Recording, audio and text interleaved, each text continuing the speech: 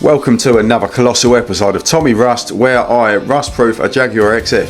So have a quick look underneath. It looks rough, looks really rough, but the first stage is, as always, to pressure wash and get all the skank off and all the grease and muck and everything. Here we go. I'm straight in and I'm washing, pressure washing away, salt removing, grease removing, stink removing, everything. It's dripping wet. Get it inside, get all the under trays off, and believe me, on the Jaguar XF there are a lot, front to the back of the middle. And here we go, one of them's coming off here, and you'll see how many. You've got all the arch liners, you've got the underbelly, you've got the floor pad, the lot. Chaos.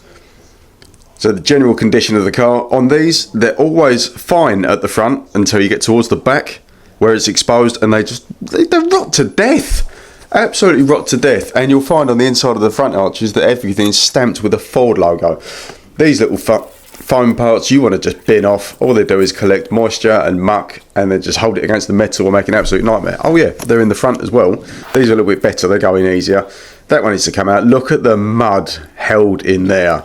Dear God, plenty of it. It's filth. Get a little tool out to wipe that one out. I do put these back in later, by the way. They don't just get yeeted on the floor and disappeared. And that one as well. There's more mud in this side as well. It's so bad how much they collect it. It's purely based on the design.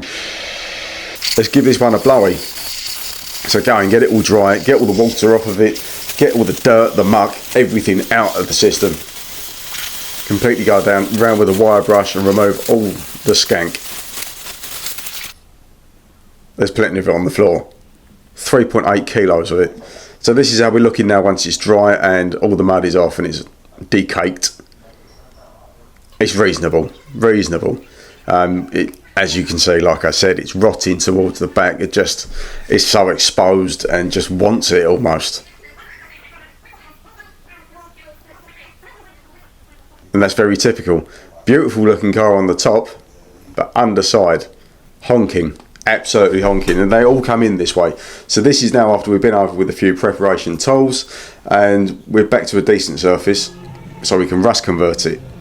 On with the FE123 rust converter from Rustbuster. It goes on white, turns blue, and finishes off black,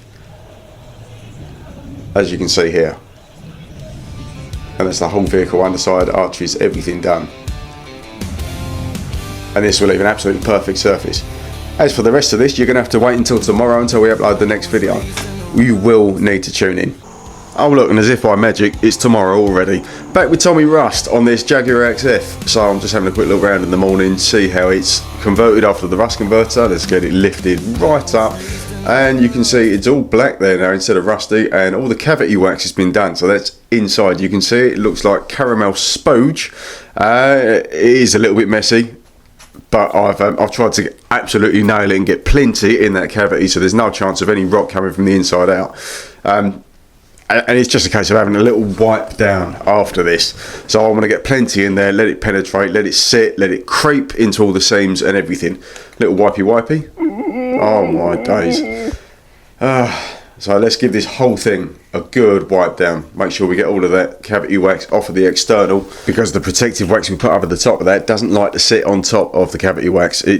Because it's a little bit loose, it will move underneath, and the cavity wax likes to stay loose and the hard wax likes to stay firm. So here we go on with the Coralline Pure. It's a lanolin coating and a wax, so we spray this on with an airless sprayer. It's all heated to 50 odd degrees at the moment, and just to get it moving and flowing a little bit better. So that coats the whole chassis, the rails, the arches, the moving parts, everything. It's probably not the most exciting thing to watch, but it's you know, we get plenty of thickness on there. We do work to a level of microns in thickness that we apply it to, but it's generally just get enough on it to make sure you protect the vehicle as much as possible. And it is a directional spray as well, so you have to treat everything like a three-dimensional object. This is how we're looking after the coat of wax, and it's nice and uniform. It's a caramel colour, but it does go a very dark and a clear colour given a bit of time. You can take a couple of weeks just to properly flash off. And the arch liners are all back in now. These don't take too long to get back in, and the underside as well. But the Jaguar fittings are actually quite decent, so this is about 10 minutes to put all the plastics back on and back together in the right order. Nice and easy, tidy looking, and it's a shame, but it actually covers most of the work that I've done. But I know I've absolutely nailed the insides of the box sections and the cavities and the chassis rails, and I've pumped so much of the wax on top of the onto the injecting of the top side with the cavity wax. So we've got here boot, door, bonnet, same on the other side as well. So we've got the pressurized wax injection kit, and this is just the Corallan Active that goes into all the box sections, that creeps in, penetrates, and leaves a really nice finish. So we're going in there, and you can see this is into the boot, all of the hot fog that's coming out of the other side. Again, we heat this at about 50 degrees, the wax, and it's pressurized in there, atomized. It's absolutely perfect. It's going everywhere you need it to. It's not just a directional spray, it is, you are probing and really firing that in through the whole channel and letting the wax do the work and the heat really carry it. And the same in the bonnet. Always take these little clips off so I can get in there, easy access. And you'll see the hot fog that's moving across here. There you go.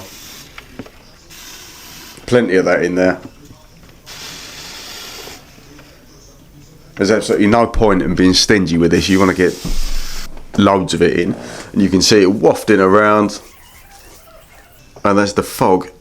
Lovely, absolutely lovely. And then the doors, you've got drainage holes there that I tend to go through. That's bing bang. So let's get all this muck off. The bane of my life putting this on, and it takes seconds to go. I still cannot throw. Give it a little wipe down, wallop, shut the door, open the mirror, give that a wipe, and plenty of that's coming out the door, which is what we love to see. You'd rather have too much than too little. Shut that, and let's give the wheels a quick torque up, make sure that the customer's not going to drive away and have a wheel fly down the M25 past him. Let's get the door up. See how it's looking outside. We have got sunshine. Beautiful. Makes a difference. Let's get this outside, leave it for 5 minutes just to burn off any excess that may have been sitting on the exhaust. Obviously the solvents and the wax, it will burn off. Not a problem, it just has a bit of an unnice smell to it. Unkind even. So here you are. Jaguar XF, all done. And that's preserved. Now, if you've enjoyed this episode of Tommy Rust, the colossal one, please subscribe.